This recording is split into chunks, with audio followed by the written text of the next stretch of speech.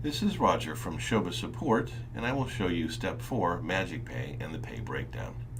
Now, once you've entered everything about the person, their account code information, any hours they may have worked, making sure to pick an overtime schedule if it's an hourly employee, what you want to do now is you want to calculate the time card, and you click MagicPay down here. It will then scan all these areas and give you a total. Now, at any time, if I make a mistake, I can simply go back and correct it and hit MagicPay again. So say, for example, I forgot to enter on this Friday some hours. So I'm going to correct that. Enter the hours, and I'll hit MagicPay again. Now, notice a couple things about the MagicPay that it does. First of all, it updates the dates to make sure if I've seen, now that I've had the extra day, the date's been added. It is a nice function. The program automatically does that for you. Another thing it does is on the top, it gives you the total. This prevents you from having to page down and look at the total on the bottom. It also gives you a stamp, a time and a date stamp that you can actually look at to see when you last hit MagicPay. Now, occasionally, you may want to go in and you might want to enter a manual line, and you can do that just by clicking in here and adding in. You can add it if you have something that you're going to use constantly. Go to the edit button, and you can literally go in. You can add I'm gonna call it bonus.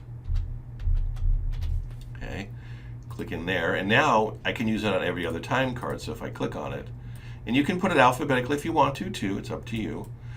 All I need to do now is put in the account code information I want to put in,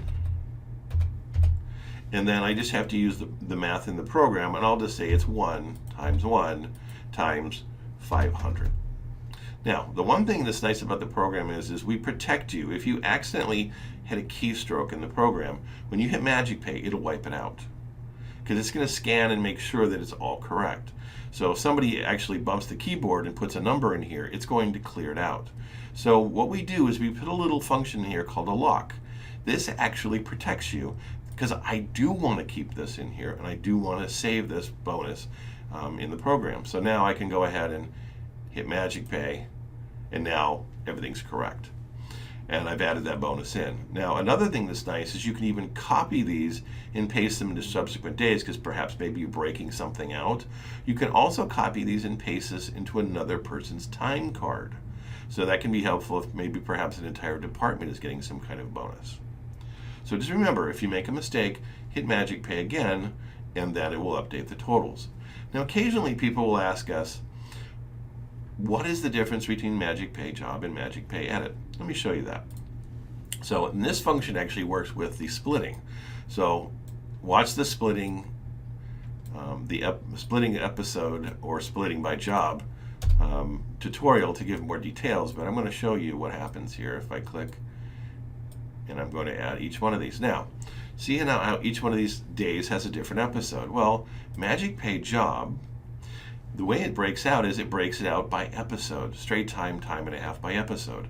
By Edit, it breaks it down by category time. In other words, by straight time, by time and a half, by double time, any other allowances that I might have. That's the difference. So just remember, job, it actually breaks the costs by job.